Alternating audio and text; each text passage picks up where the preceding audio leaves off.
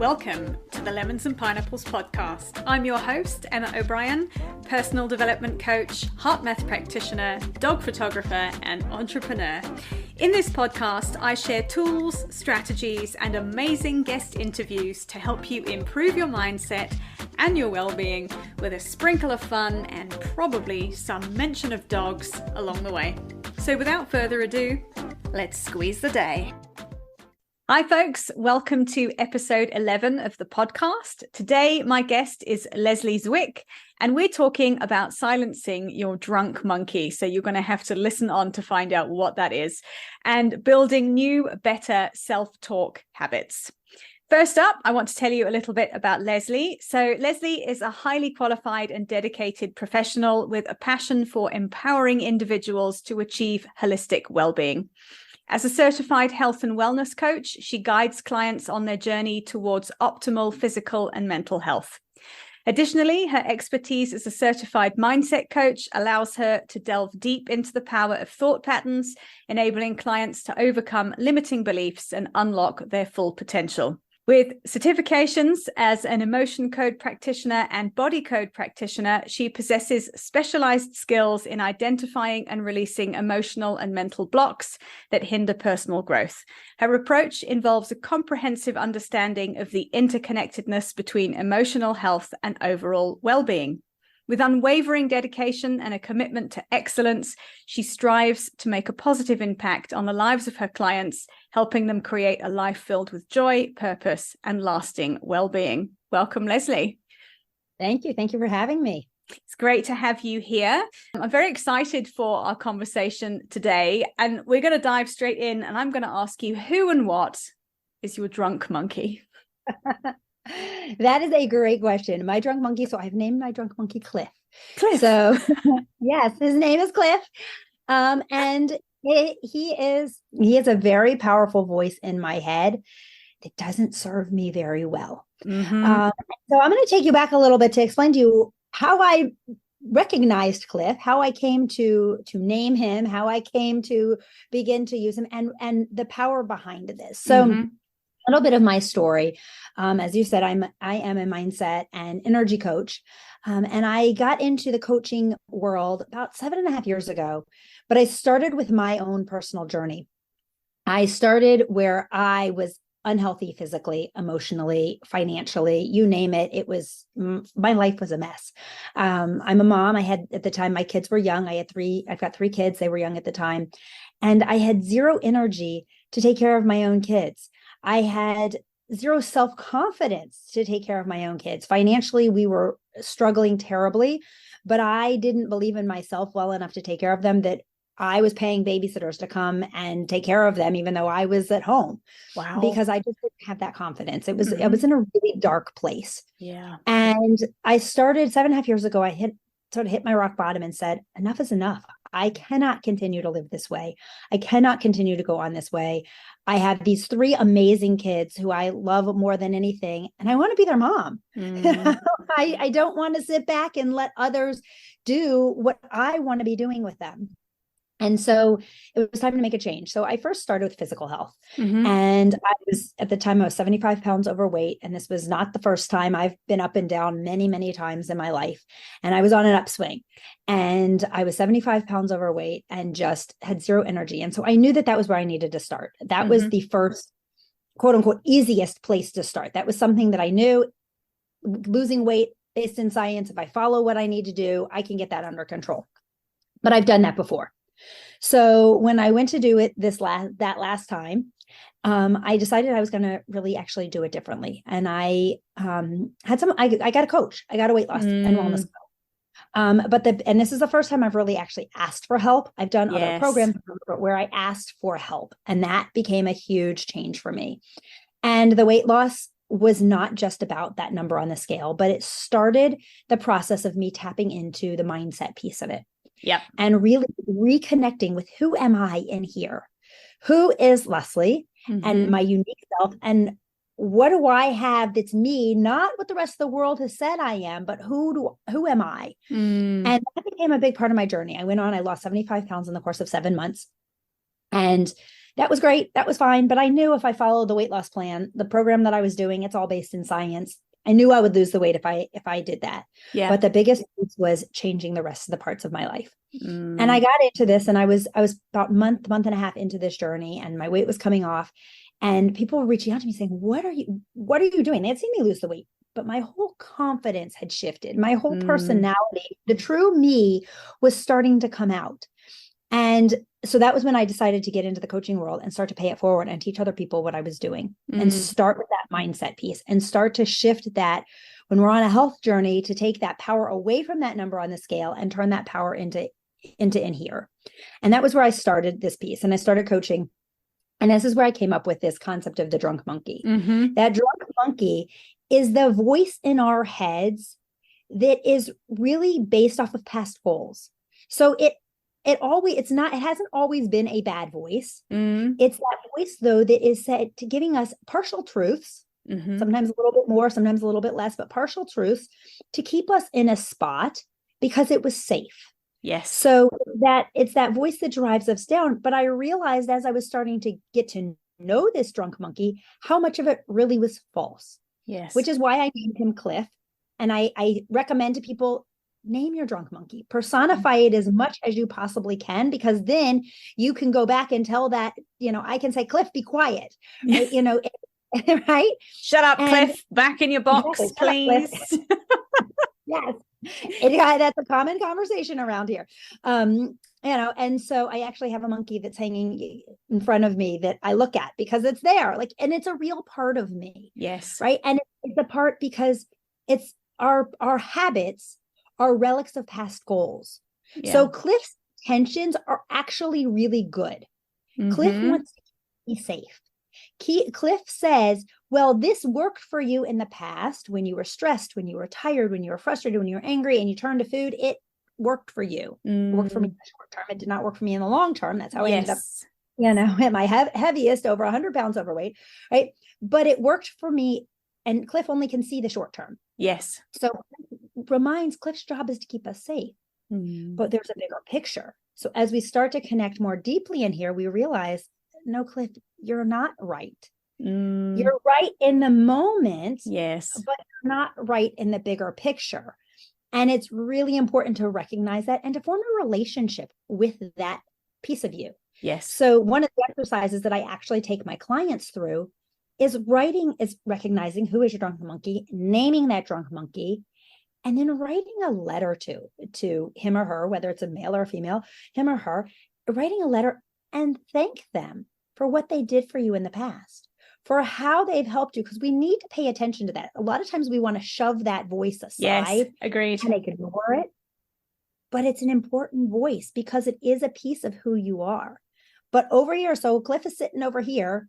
You've got your future version of yourself sitting over here. That's also a new version, a new voice, right? But that's you. That's where you're headed. So often we focus on this voice over here, the voice of our past, and we want to rectify that. But then we want to start turning and talking to the voice of our future and saying, what did I do to get here? Because that voice of our future got there, reached the goals that we're trying to achieve. And so we want to ask that voice, what did you do when times got tough? Right? It wasn't smooth sailing.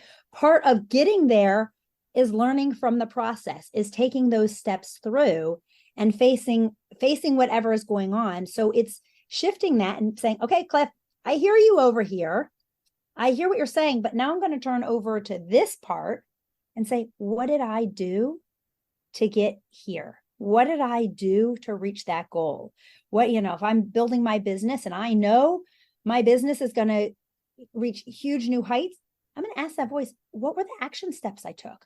And when people said no, because they weren't interested in working with me, how did I respond? What did I learn from that? Those pieces, and starting to ask those questions. If you ask those questions and you really listen, you'll get it. The voice will be just as clear to you as your drunk monkey's voice. And so it's really important to have both of those and to learn from Cliff, okay, but what you're telling me is not true. And so I'm going to pull the truth out. And maybe Cliff is telling you, do this because you felt this, because you felt joy. Well, I want the joy. So now I'm going to ask this side of me, what are other ways that I've learned to find joy and start to tap into that way. So Cliff's end goal is partially what we want.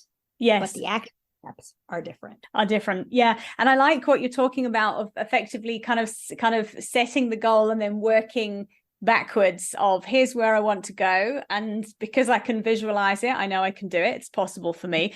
But what do I need to do in order to get there? I'm quite interested to know, from when you were 75 pounds overweight and you had a mindset shift of, I've lost the weight before, but it's gone back on. What was the difference for you?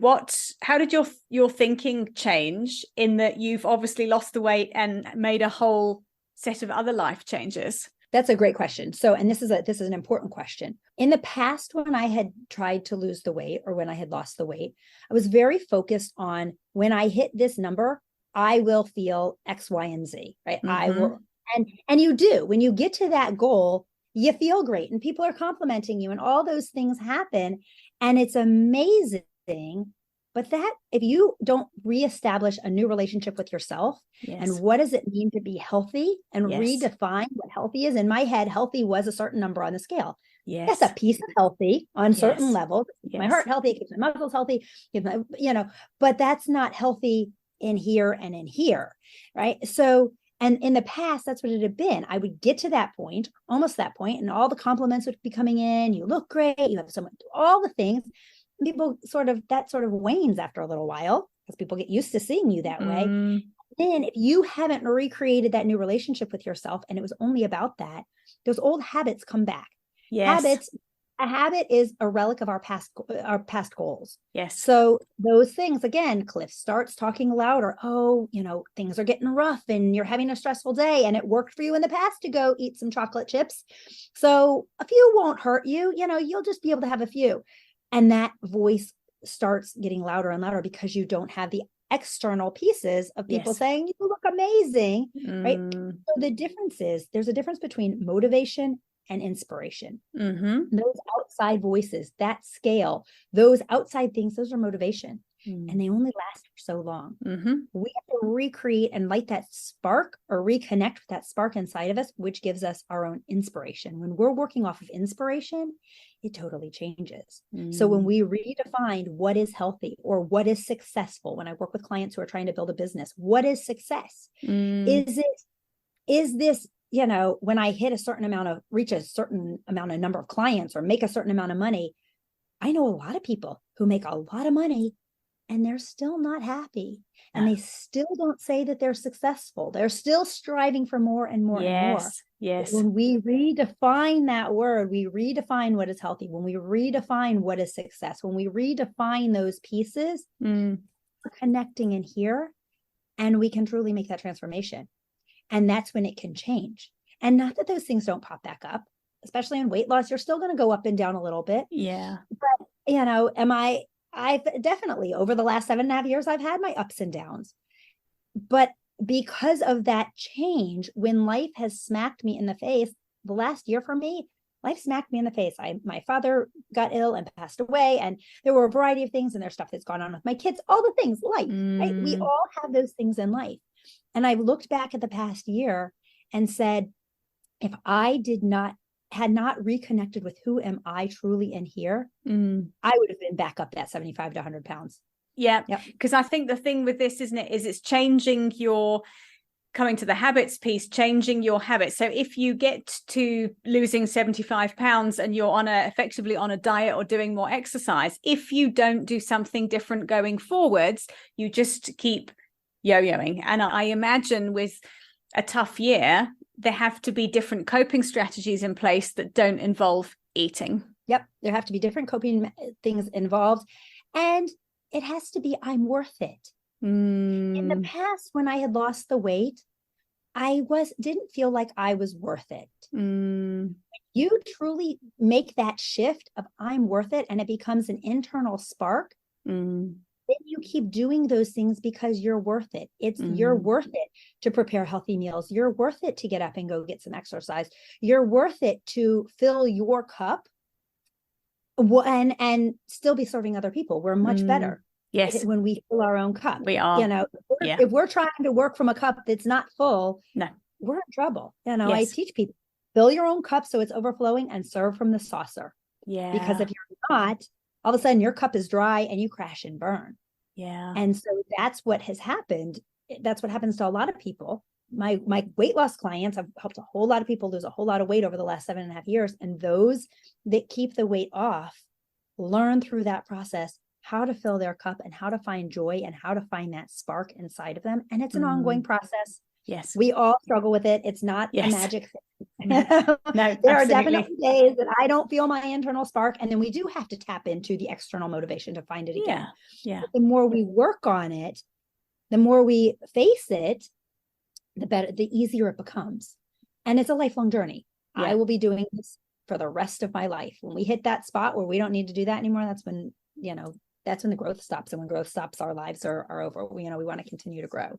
It's interesting because my next question to you was going to be, how do you go about recognizing the inner voice, your own inner Cliff, your own inner drunk monkey? And I think you're talking about, often we need to realize we're worth it to make changes that benefit us. And what are your thoughts on when people have a Cliff that says to them, but you're not worth it? So that's Cliff lying. That is Cliff lying to you, right? Cliff is trying to hold you back because if you're not worth it, you're not going to move forward. Cliff is terrified of this future version of yourself. Because what if I try to do it and I don't succeed? What if everything falls apart, right? Sitting here in the old is safe. It may not feel great, but at least I know what that feels like. At least I know how to handle that. I don't know how to handle the challenges that are going to come with being over here, because there are going to be challenges. We're going to get to whatever this future version of ourselves is. And it's going to be a whole new set of challenges. And Cliff is scared of those because Cliff's number one job is to keep us safe. The safety is in old things. So when Cliff starts to say those things of, you're not worthy of that, that's when we have to look. And that's when you say, shut up, Cliff. I am worthy, right? I am worthy. And that's where we can't do this alone. That's where surrounding ourselves with others, having a coach. I have multiple coaches in different areas of my life, because those are the people, when Cliff starts to say things, they're going to call me out and say, no, he's lying to you. This is not true. You are worthy. And here are the things. And the more they start hearing that from other people, from an outside voice, it calms Cliff down. Okay, I am worthy. Yes. I do deserve this. And some of that, so I work in the energy world and help people hold that energy. This is a big piece of what I do. And that's an energetic piece. That I'm not worthy is energy that we hold on to. Yes. So we can clear that energy. So that's one of the things that I love doing with clients, is helping them shift that energy. I had this yesterday. I had a client yesterday who came on, and she's also in the coaching realm. And I said, what are you struggling with most? And she said, right now, she said, everybody is telling me that my prices are too high and I'm giving everything away for free. And they're saying no to me, all these things. And it came into her, she didn't believe she was worthy of, or that what her skill was of value. So we went in and I took her through some exercises to energetically shift that. And by the end of the conversation, she said, I am worthy. She could feel it because we moved that energy out. And she had a call. She had 2 calls yesterday afternoon with prospective clients, both of whom signed up at her full price. Yeah. And she was so excited when she got off with me, because in a 45-minute session, we were able to shift that energy. Yeah. And we were able to move that. And we can do that, but we have to acknowledge it. Yes. Right? The first thing is we have to say, what am I afraid of? Yes. Right. So I actually have a great acronym for SHIFT, because that's what we're doing, is we're shifting. So SHIFT stands for, the S is seek change. The H is have a plan. The I is initiate action. So first thing we want to do, we have to seek the change. We have to know we aren't happy with where we are and we want something different. And we have to have a plan. Then we actually have to initiate the action, because if you are just have a plan, you can have all the plans in the world, but if you don't start doing something with it, not going to happen. Nope. Not going to happen. Exactly. Then the F is the most important piece in this thing. And that is face your fears. Yes. You have to face them and acknowledge them. That was this conversation that I had with my client yesterday. what are you really afraid of? Yeah. Right? It took some conversation, and we went through all of the non-ideals and the ideals and all the different pieces of what if you are successful, both good and bad, all the things, which came out with she didn't value herself. Just through a whole conversation, facing those fears head on. And then when you do that, that's when you can transform. Yeah. Right. Have to face the fears. People try to squish them down and ignore them. Oh, and pretend they sit there. They sit there and they have with Cliff. Yes, with Cliff. And they attract what you feel is what you attract. Yeah. So if you feel worthy, you're going to attract people that think you're not worthy. Absolutely. I was thinking while you were talking, and it's so interesting how often our external circumstances mirror our inner thoughts. And that is very hard to acknowledge that, but I think it's very empowering, because you can say, this is interesting. What I'm thinking about and how I'm feeling, I'm attracting people who reinforce that for me. So how do I shift the internal state that I'm feeling and attract something different? Always quite fascinating to me how when you've made that decision to do it and you've done the work, sometimes the universe sends a few people to test you to make sure. Always. It's not sometimes, it is always, and it will happen, and you'll think you kicked it, and then again it'll send it a while later, because you're gonna be tested. So the thing though, right? Shift, SHIFT, the F is the most important. If you leave out the F, you just got shit. Exactly. And shit stands for stuck, hurt, insecure, and trapped. It's exactly. So where do you want to be, right? You have to face those fears. And that's the hardest part. And we can't do it alone. We really can't. We have to have someone else take us through that piece and help us figure out really, what am I afraid of? Because Cliff is going to be over here giving you things that aren't really what you're afraid of. He's going to give you partial truths. He's going to give you a few of your fears to calm you and say, yeah, I'm facing my fears. Yeah. But you need someone that's going to help you push that aside and really ask the good questions to get into it. This client that I was working with yesterday, she said, I've done some of this. I faced my fears. I know what I'm afraid of. But her Cliff, she doesn't call hers Cliff, but that voice in her head is giving her partials. But when we started talking, and I could dive a little deeper, and I could ask some different questions and could divert around her voice, that's when the truth came out. The truth came out was, I'm not worthy, and my skill isn't valuable, and I may not be able to help people the way I say that I can help them. All those things started coming out that she had never allowed herself to admit. Yeah. And as soon as she could admit that, we could clear that energy. It's gone. Yeah. You touched on, difficult feelings, we avoid them. And I see it with my coaching clients. I know I have done it. It's when you become a coach, you go through this rigorous training process that actually is just a whole personal growth journey that's really hard. The funny thing is when you ignore them, they tend to sit in the corner and grow and keep popping in, and you keep going, shut up, I don't want to deal with you. But as soon as you turn around and look at them, they all go, oh, what, us? No. But it's having the courage to look at them and acknowledge them, because like you said, I think our Cliff and the difficult feelings sounds like a great name for a band. Cliff and the difficult feelings are all sitting there, like you say, they're relics of past stuff, and they're familiar. Even if they're horrid, they're familiar to us, and we don't know what it would be like to live without anxiety. So it's just a bit safer to sit over here, but we don't make progress, and you've got to let it go in order to be able to move forwards. Right. We know how to live being overweight. It's not comfortable, but I know how to do it. And I know how to do that battle over and over and over. Why do people gain their weight back? Because it's easy. They know how to handle that. They're afraid. What's going to happen? What's my life? What am I going to worry about? For people like me who have struggled with weight my entire adult life, well, what am I going to worry about if I don't have to worry about this anymore? And those are very real pieces. But when we face that head on, same thing. Someone who's getting out of debt. Well, what am I going to worry about if finances aren't an issue for me? Yeah. And I'll see that with people. We'll get them on a path that they're making a certain amount of money, and they'll sort of hit their energetic money cap. We all do. We have set points, and you can change those set points. You hit the energetic set point of how much money. Maybe you're making $1,000 in a month doing something, and that's your set point. And then the next month you have this great month and you make $2,000. You know what's going to happen if you haven't changed that set point?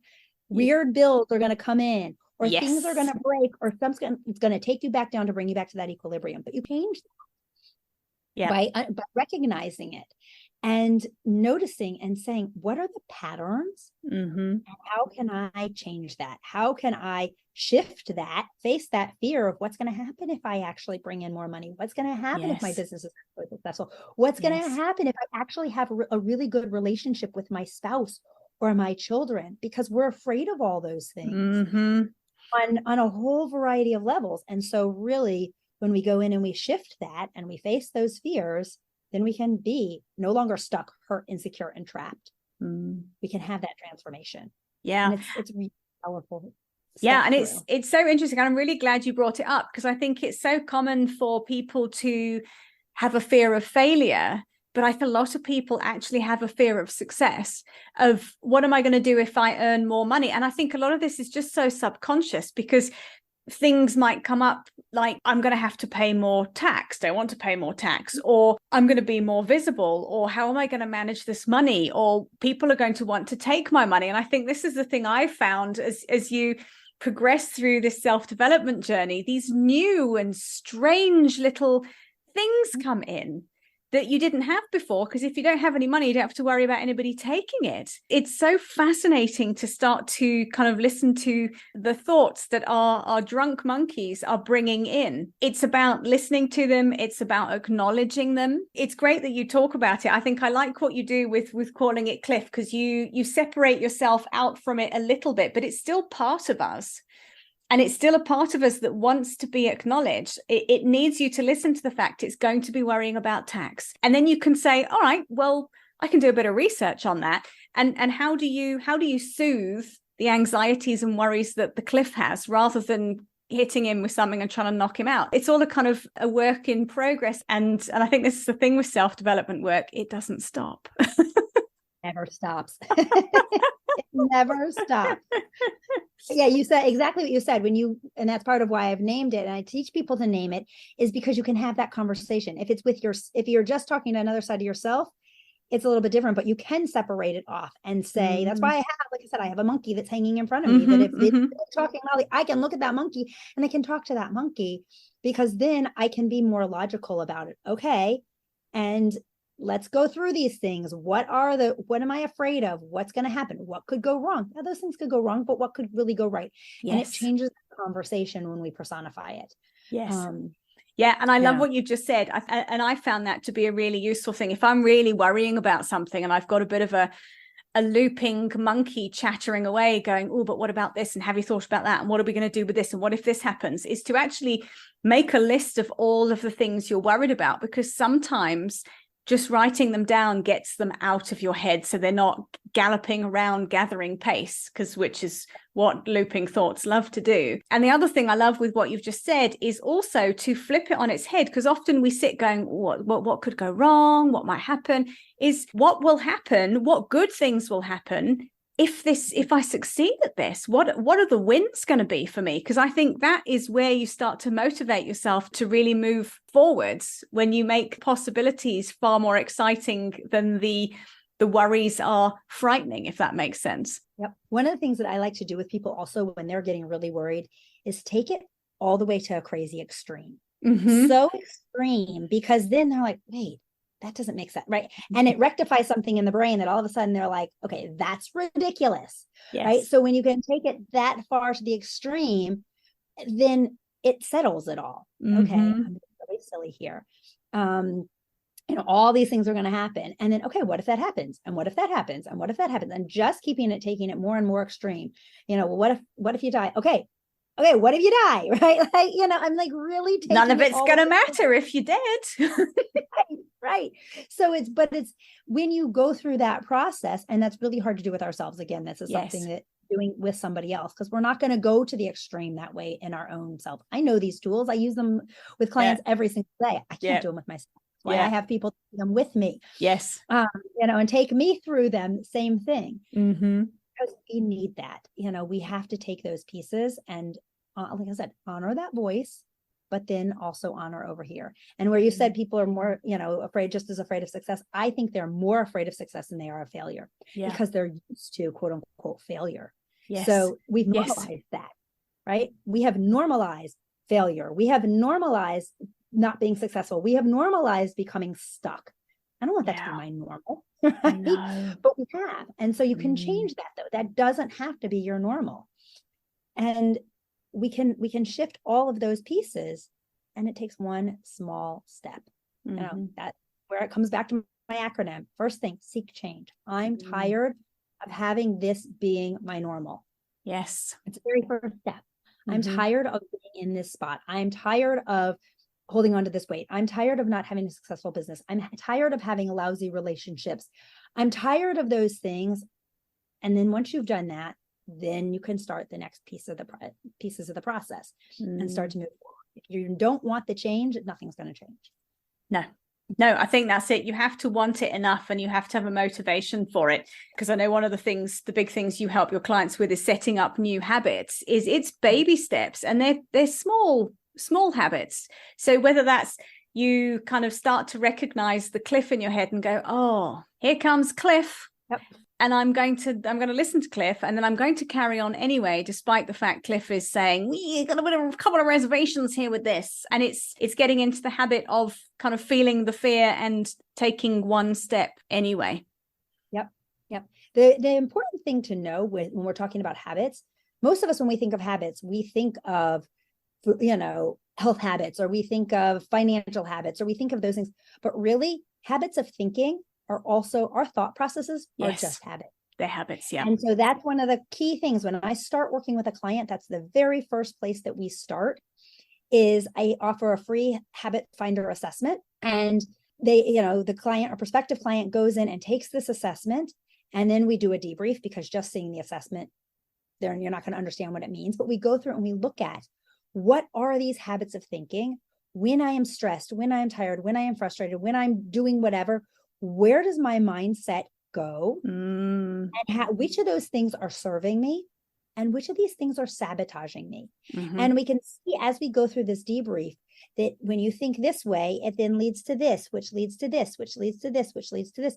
And you may recognize these things, these patterns in your life. Maybe you know that you're a procrastinator, but you don't realize that it's connected back to all these other things. And that if we start to work on these things back here, the conversation is going to start to change. Yes. Or, our thought processes, many of us, especially right now, are, we go into this world of either fantasy or catastrophe, which puts us into this feeling of overwhelm. Yes. When we get into that, okay, we know this. I fantasize a lot. I, daydream, and I'm not making it, and I'm feeling really overwhelmed. But what that starts to do is that starts to zap our self-worth. Yes. We can clearly see in this where it's starting to take our self-worth, and where it's starting to make us, work in this frantic mindset of being busy, but not really accomplishing anything. We can connect all these dots. So when we see this, then we can say, okay, which of these things are serving me?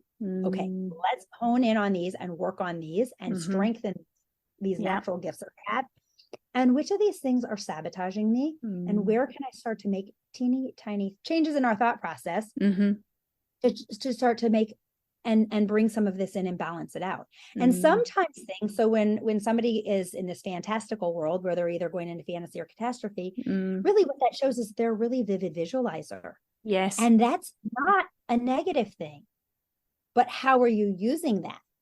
And that's what, when I see that in someone, I can work with them and say, okay, just notice, just start to pay attention when you go down this route. What am I going to do so that I don't end up in fantasy or catastrophe, or usually both? Yes. At the same time. Yes, right? a fantastic catastrophe is not really what any of us want, but you're totally right. It's where the brain sort of takes us, doesn't it? And I think that in itself is a distraction tactic from actually taking action. Yes, it is a habit of thinking, and we can change those habits of thinking just like we can change any other habit. Just like someone who drinks too much soda and wants to make it a habit to drink water instead, it's the exact same thing. But most people don't realize that. And so it's really powerful. So when I work with someone, that's where we start, is with this habit finder assessment, so that they can see it and I can see it. A lot of times in a conversation with people, I can connect the dots without it, but I want them to see it. Yes. And we have a conversation about it, and they tell me which ones are serving them and which ones are sabotaging them, because it doesn't matter what I think. And then from there, we can start to do the shift. Yes. Okay, if this isn't serving you, okay, so we want to seek change. What's the plan going to be? We're going to put some action steps into place, and then we're going to face our fears. We're going to really face those fears as to what could go wrong if I stopped this thought process. What am I afraid of? And then the transformation starts. Yeah. And then we take those steps. So that's where we can take those pieces through. And that's where we can use the energy work to clear out some of the energetic things that are holding us in those places. Yeah. It all plays together.